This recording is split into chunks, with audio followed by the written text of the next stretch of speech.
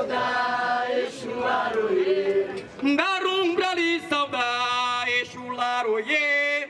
Darum pra lhe saudar, Exularoê. Mas ele é menino, ele é gigante, ele é próprio movimento. Muitas são as formas e qualidades das tradições afro-brasileiras. Poderíamos falar inicialmente das mais conhecidas, como o samba de roda ou desfile da escola de samba, do candomblé ou da umbanda, ou mesmo do tambor de mina, oriundo do Maranhão e que está presente também em alguns estados da Amazônia. Não caberia, ainda pela sua extensão e complexidade, apresentar em um único vídeo suas inúmeras manifestações contemporâneas que poderiam incluir o hip-hop e o funk, ou as inúmeras manifestações que se mesclaram com o catolicismo, como as congadas, as folias de reis, entre outras.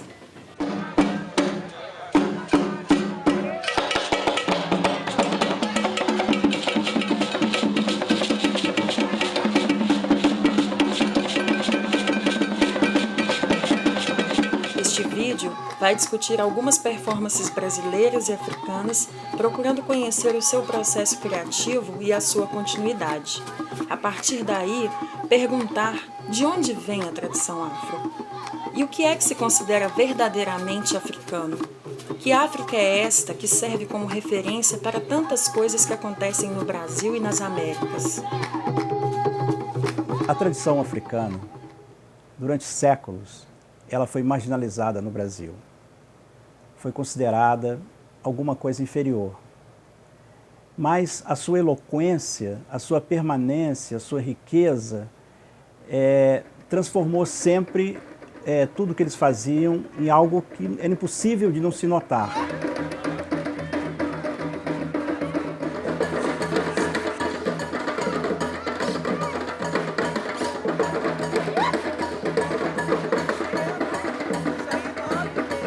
A partir da década de 30, a gente percebe que antropólogos, estudiosos, folcloristas começam a investigar a riqueza, essa riqueza da diversidade das tradições africanas.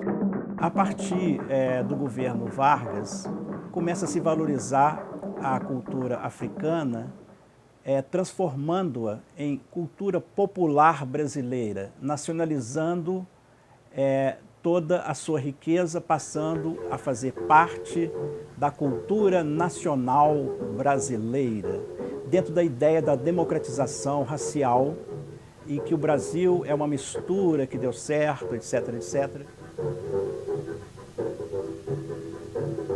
A partir dos grandes movimentos sociais da década de 60, principalmente nos Estados Unidos, quando há uma grande reivindicação das populações negras, isso chega ao Brasil, o termo afro começa a ser veiculado, né? Afro-americano. E isso, de alguma maneira, passa a se refletir também no Brasil e começa a se falar do afro-brasileiro, apesar de muitos antropólogos considerarem que esse termo afro-brasileiro não existe, que existe a cultura nacional, né? Mas, de qualquer maneira, é importante frisar que começa a ser percebido no Brasil alguma coisa que vai além do folclore, alguma coisa que vai além dos cultos ou seitas, e começa a ser aceito a questão das culturas, das tradições africanas. É claro que isso é uma luta enorme. Essa visibilidade das populações negras começa a se tornar mais palpável no Brasil. Eu estava fazendo mestrado na Universidade de Nova York, no departamento de Performance Studies.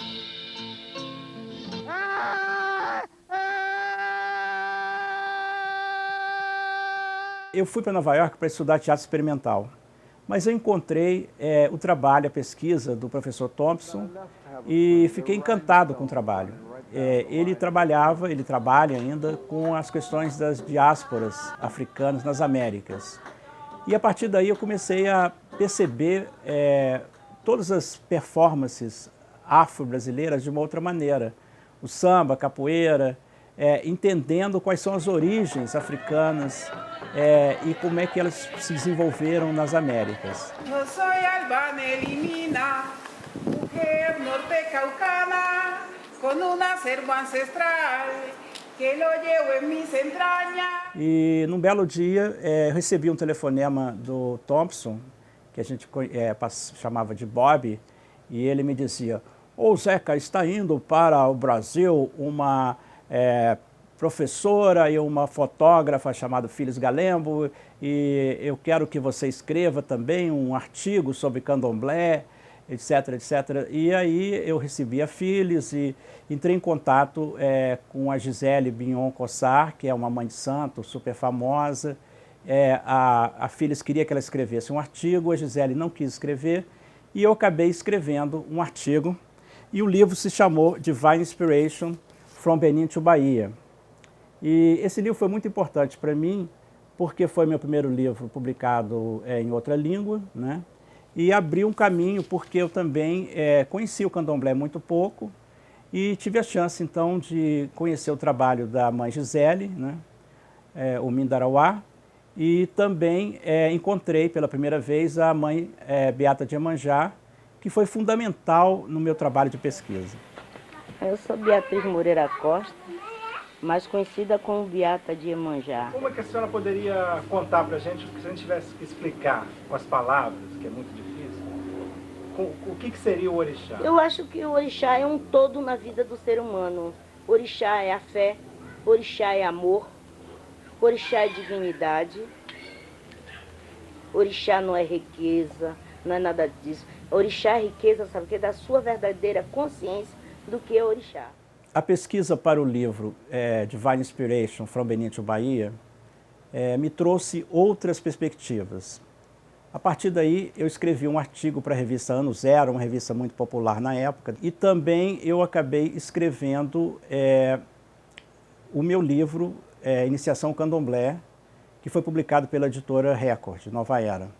Esse livro é um grande sucesso, foi editado mais de 10 vezes, e a partir também do sucesso desse livro, a editora Record me convidou para escrever Iniciação à Umbanda, que me levou também a pesquisar as tradições Bantu, ou tradições Bantus, como a gente conhece no Brasil, ou Congo-Angola ainda. No final da década de 80, Zeca Ligiero termina o seu mestrado em Estudos da Performance na Universidade de Nova York, retornando ao Brasil e começando a trabalhar na Unirio, dando início à sua pesquisa sobre o que seria a performance afro-brasileira.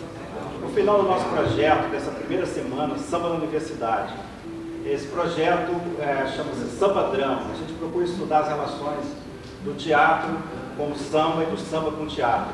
É um projeto que a gente está desenvolvendo, um curso de mestrado, o curso está começando agora, e essa semana foi bastante intensa, nós tivemos debates, tivemos uma leitura de um texto, e nós achamos que seria muito interessante terminar essa semana convidando dois compositores assim, que a gente preza muito, e que é o Wilson Moreira e o Ney Lopes.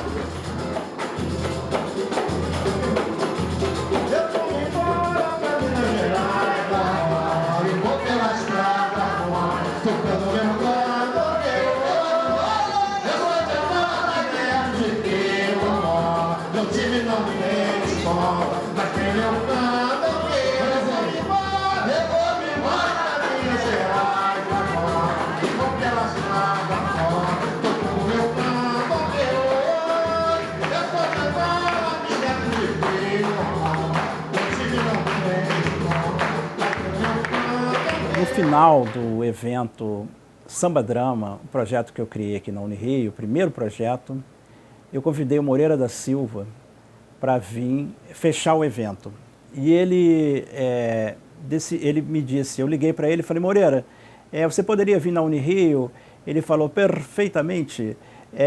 Existe algum estipêndio? Eu disse: olha, infelizmente não temos nenhum dinheiro. Ele falou assim: mas tem um carro para vir pegar? Pode ser um carrinho qualquer, um carrinho de mão, um carrinho velho. E eu fui pegar o Moreira com o meu carrinho e ficamos amigos. E eu era apaixonado pela performance dele. E me chamou muita atenção quando eu vi o Cabo Calloway, como um tinha a ver com o outro. E então eu fiquei muito curioso de colocar um do lado do outro e finalmente eu consegui colocá-los lado a lado e com vocês os dois. Na subida do morro me contaram que você bateu na minha nega. Isso não é direito, bater numa mulher que não é sua. Deixou a nega quase crua no meio da rua. A nega quase que virou presunto. Eu não gostei daquele assunto. Hoje venho resolvido. Vou lhe mandar para a cidade de pé junto. Vou lhe tornar em um defunto.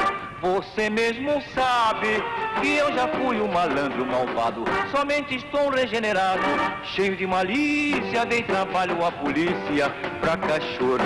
Dei até no dono do morro, mas nunca abusei de uma mulher que fosse de um amigo. Agora me zanguei consigo. Hoje venho animado a lhe deixar todo cortado. Vou dar-lhe o castigo. Meto-lhe o aço no abdômen, tiro fora o seu umbigo.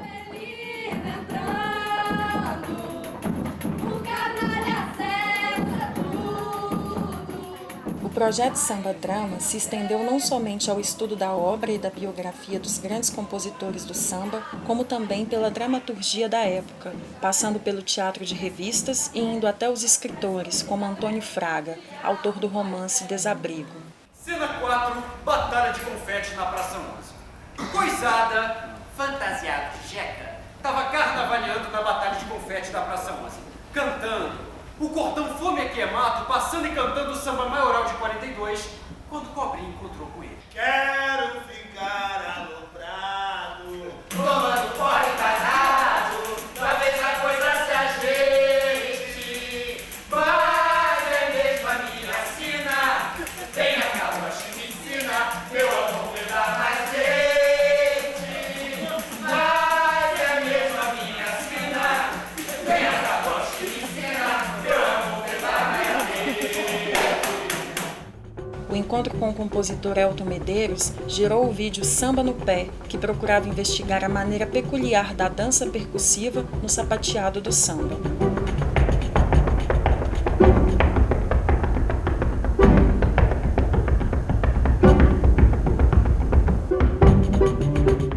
Conversando com Elton Medeiros, ele sempre me falava da importância dos filmes produzidos no Harlem Negro para os artistas brasileiros, descendentes africanos. E aos poucos eu comecei a entrar em contato com esse material e pude descobrir uma enorme importância desse diálogo entre o negro norte-americano e o negro brasileiro como o negro cubano. E o Thompson, ele fala uma coisa muito bonita, que ele diz que as tradições africanas são como um grande quebra-cabeça, que as peças foram distribuídas pelas Américas e cabe a cada afrodescendente recuperar essas peças e encaixar novamente essa fragmentação dessas culturas. Então, pouco a pouco, eu fui percebendo o impacto da música cubana em Nova York e, por sua vez, o impacto da música cubana no tango argentino. Enfim, essas trocas e esses intercâmbios vão acontecendo durante séculos, que eu, de alguma maneira, me sinto bastante à vontade para falar, porque sou uma das pessoas que se envolveu e se envolve com esse tipo de trabalho que me encanta. Então, eu comecei a perceber em vídeos, por exemplo, da Josephine Baker, os filmes mais antigos dela, em que ela exibe uma dança monumental, uma dança incrível, que ela fragmenta o seu corpo. E isso se parece muito com o kuduro, que é a dança angolana atual. E eu comecei a comparar isso.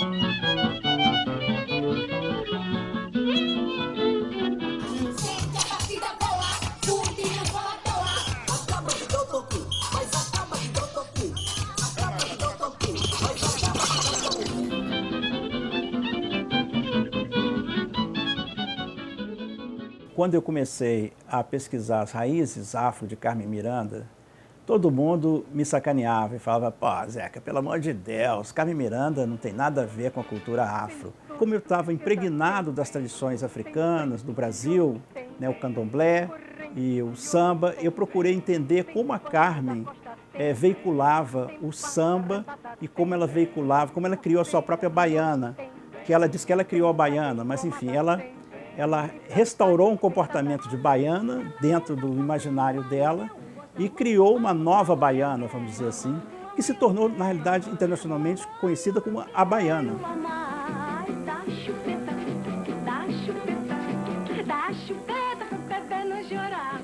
A primeira baiana em Hollywood não foi a Carmen Miranda.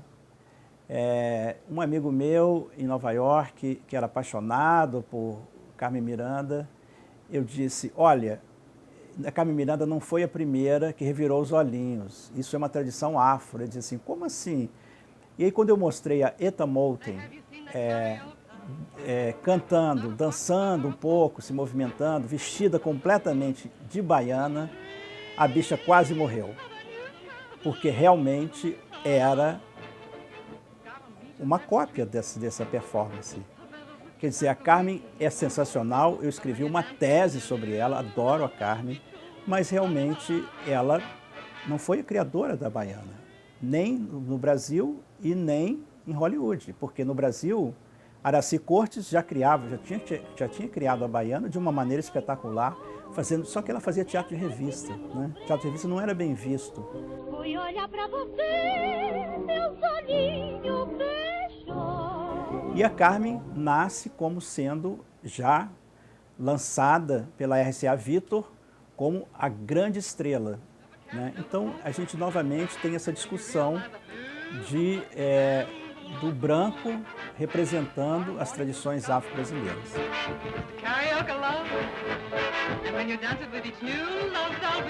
Me interessou muito essa maneira como que as indústrias, de alguma maneira, vão também incorporando as tradições africanas e reprocessando, até a gente chegar no Michael Jackson, que ele incorpora todas as tradições negras do Harlem, mas ele mesmo quer se tornar branco. Enfim, é um exemplo de como nós procuramos perceber essas tradições africanas e como elas vão sendo empalidecidas pela manipulação que a própria mídia vai dando, né?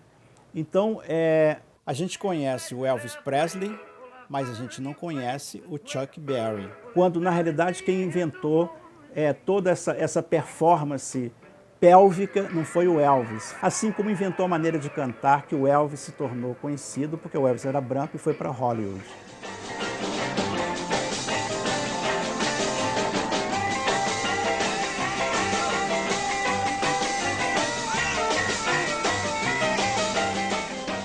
A partir também do contato com o universo da Umbanda, principalmente do chamado povo da rua, eu comecei a pesquisar a figura do seu Zé Pilintra. A figura do seu Zé Pilintra é uma figura notável, porque ela faz parte do mundo do samba, ao mesmo tempo ele traz uma herança nordestina, do catimbó, e é a própria história do imigrante negro que vem do norte e que se torna carioca. E esse universo do Zé Pilintra me levou, então, a publicar o livro Malandro Divino, A Vida e a Lenda de Zé Pilintra.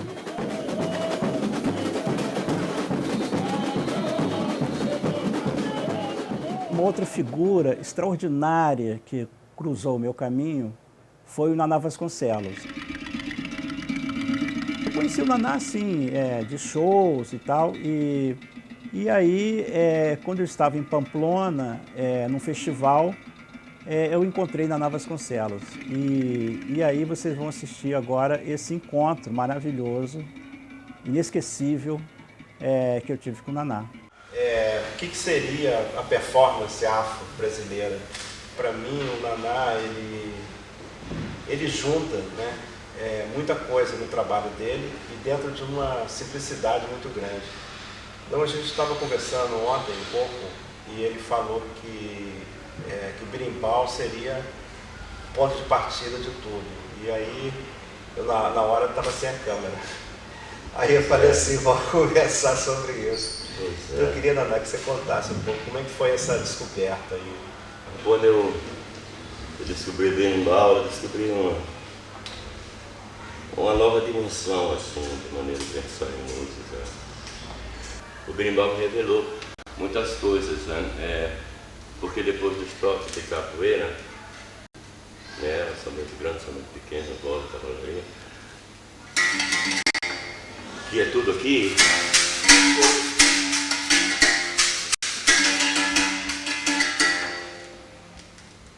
Aí eu comecei a sair dos toques de capoeira e fazer ritmos, que não era necessariamente de capoeira. Aí comecei, ele me induziu a isso.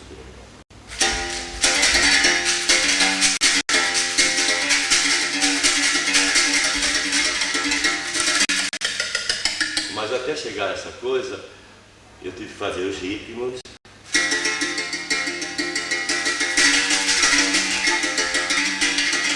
Os ritmos que não eram de capoeira e tudo. Aí depois de cada ritmo que vinha, ele vem sempre como ele é e depois com as variações. E eu tinha que tecnicamente estudar tudo. Então foi um negócio mesmo assim de dimensão. Eu não descobri nada.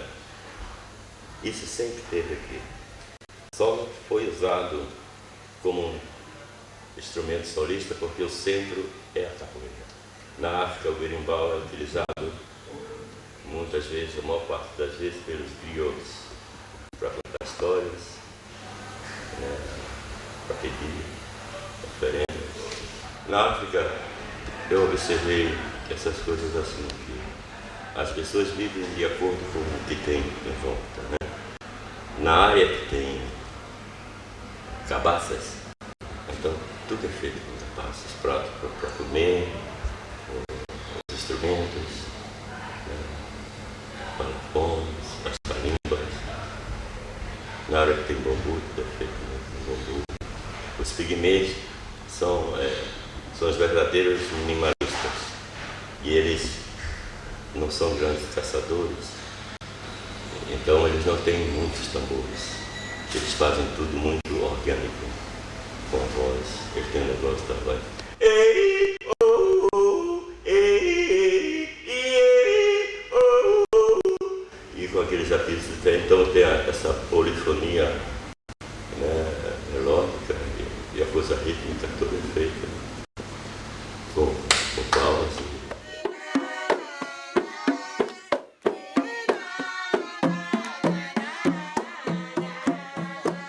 A pesquisa avançou também para alguns países da África. Neste vídeo estão materiais de algumas viagens realizadas.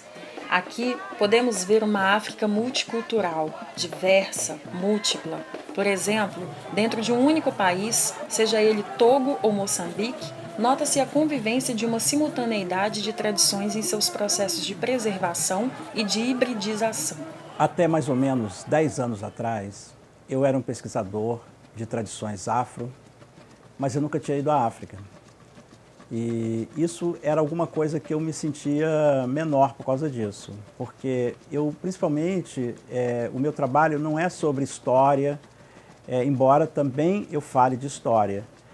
Ou seja, é um trabalho sobre performance, então sobre apresentação, sobre dança, sobre canto, sobre teatro. Então eu me ressentia o fato de não ter ido à África. Então a África para mim era algo imaginário e de alguma maneira ela me parecia alguma coisa homogênea, alguma coisa assim, África como um universo, África negra, né? Porque a gente também idealiza uma África que exclui Egito, exclui o norte da África, mas enfim, essa África que eu estou me referindo era uma África imaginária. E a partir das primeiras visitas que eu fiz, eu conheci o Senegal, conheci o Togo, conheci Benin e conheci finalmente Moçambique, eu percebi que não era uma única África, eram várias Áfricas. E eu tive a chance de ir 2 vezes no festival Divinité Noire, as Divindades Negras, no Togo, e lá então eu conheci uma diversidade de tradições africanas que me possibilitou ver que são várias tradições e vários estilos de cantar, dançar, batucar, em uma diversidade de formas, de cores, de ritmos.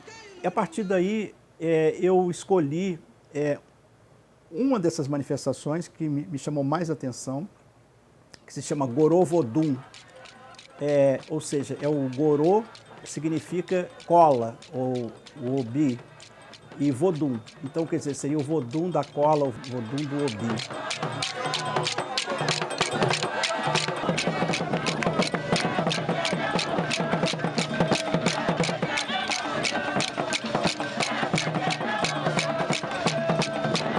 A dança africana subsaariana caracteriza-se pelo seu movimento explosivo e concentrado, o envolvimento total do corpo e a sintonia com a percussão, gerando um contexto cujo sentido é fortemente espiritual e atinge, no êxtase, o seu apogeu, momento em que o transe, o encontro máximo com o divino, pode ocorrer ou não, dependendo do tipo de ritual e da preparação do médium para que isso aconteça.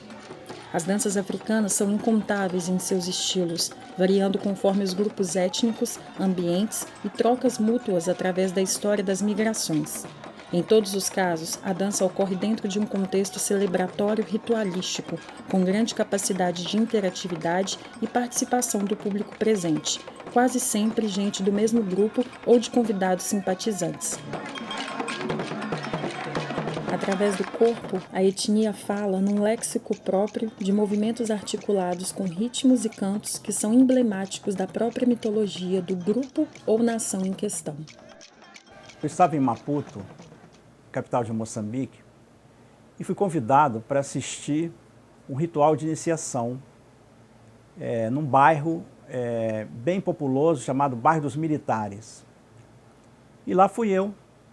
E, para minha surpresa, esse ritual era feito numa praça, ao lado da igreja. Eu achei um pouco estranho, né? Mas eu falei, bom.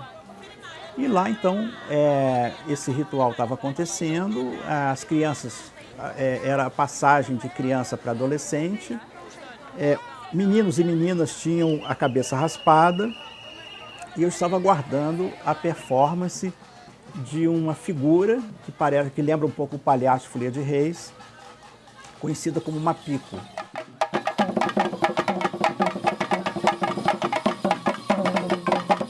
Enfim, me chamou a atenção quando o Mapico chegou, todo mundo seguiu o Mapico e foi sensacional, e realmente parece muito com o palhaço de Folia de Reis, que eu conheci da minha infância, que eu depois orientei várias pesquisas sobre o palhaço de Folia de Reis, a maneira dele dançar, a maneira dele ciscar, a maneira dele trabalhar o quadril, enfim.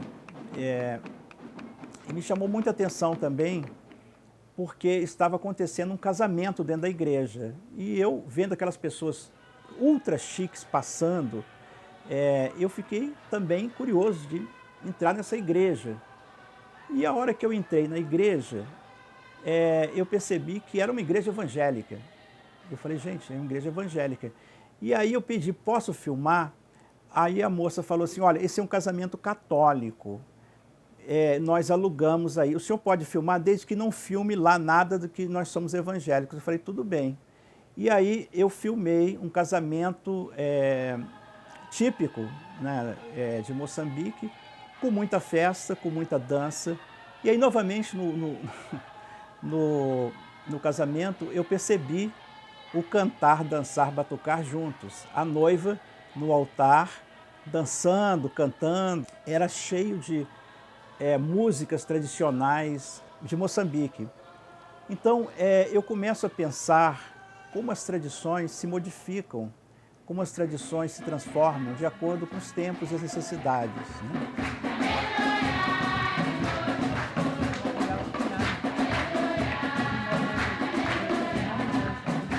Em 2013, no Festival de Vinité Noir, no Togo, eu encontrei 2 performers sensacionais. Vincent Erisdot e Armando Pequeno. Um brasileiro, Armando, e o Vincent é de Benin. E eles criaram uma performance chamada Dambala Edo, que é o nome de um vodum que no Brasil recebeu o nome, esse vodum também foi assimilado na tradição iorubá, virou xumaré. Então no Brasil a gente conhece como xumaré, que é a serpente, né? o arco-íris e a serpente, enfim. Mas eles fazem uma performance que trabalha com o universo mítico do candomblé e do vodum, mas ao mesmo tempo eles trabalham com uma dança contemporânea e que assimila uma série de gestos, uma série de conotações, o que torna o trabalho muito interessante exatamente essa forma lúdica e essa forma, vamos dizer, de alguma maneira eles são agressivos, eles chegam, em alguns momentos, são cômicos. Isso me pareceu extremamente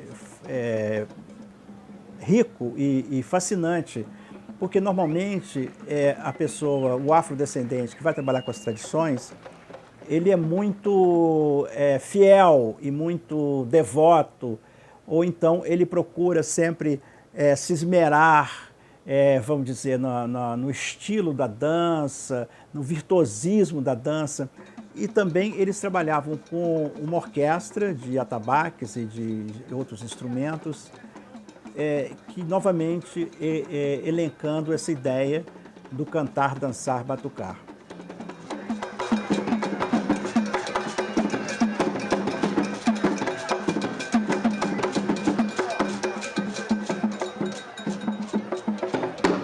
A música tem muita importância para a chamada dos orixás, para a pessoa se levar naquele toque dos atabaques, naquela batida dos atabaques, a pessoa é levada para o plano superior para receber a possessão do seu orixá.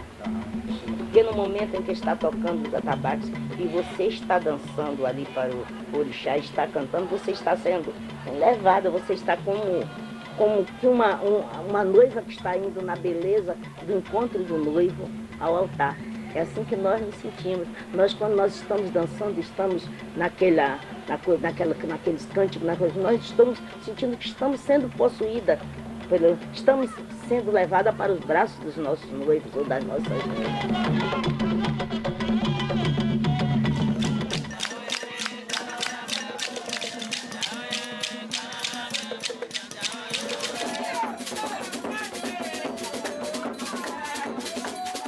Embora largamente empregada por religiosos, a conceituação matriz africana tem sido incorporada por estudiosos de campo sem grandes questionamentos. Entretanto, a definição de matriz cultural, válida para muitas áreas e contextos, tem se mostrado insuficiente para conceituar a complexidade dos processos interétnicos e transitórios verificados nas práticas performativas ou nas performances culturais. Aqui, em vez de matriz, Zeca Ligero propõe uma definição, um conceito, e também utilizado no plural, motrizes, para conceituar a complexidade das dinâmicas das performances culturais afro-brasileiras. Nesse vídeo, nós abordamos principalmente as performances culturais afro-brasileiras, africanas, mas falamos também de performances artísticas. Naturalmente, esse vídeo aborda uma pesquisa que eu venho fazendo há 30 anos. No começo da minha pesquisa, eu procurava a tradição como algo que se repete, é do infinito, né? Mas hoje eu percebo que a tradição ela é recriada pelo corpo e pela memória, né? São tradições orais. Então, muitas vezes, eles também não têm acesso ao que era o passado. Então, eles sabem do passado através dos mais antigos. Os mais antigos vão contando essa tradição e essa tradição vai se transformando. Então, eu diria que essas tradições que vêm para o Brasil, que vieram para o Brasil, muitas vezes já se perderam na África. E nós cultuamos como tradições africanas, mas elas já não estão mais na África. Outras ainda estão na África, nunca vieram para o Brasil. Então, a gente tem uma multiplicidade de tradições e uma multiplicidade de performances africanas e afro-brasileiras. E esse é o estudo que nós temos feito. O que eu procurei trazer para vocês é um pouco de um trabalho de um investigador apaixonado, que ao longo do tempo procurou transformar essa paixão em conhecimento.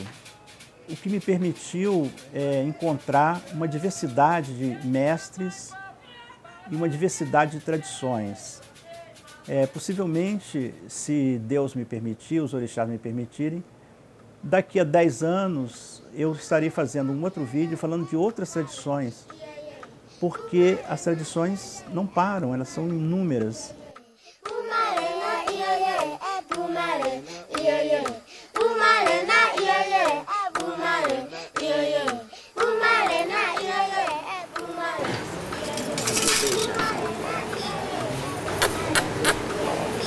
Beata, a senhora gostou?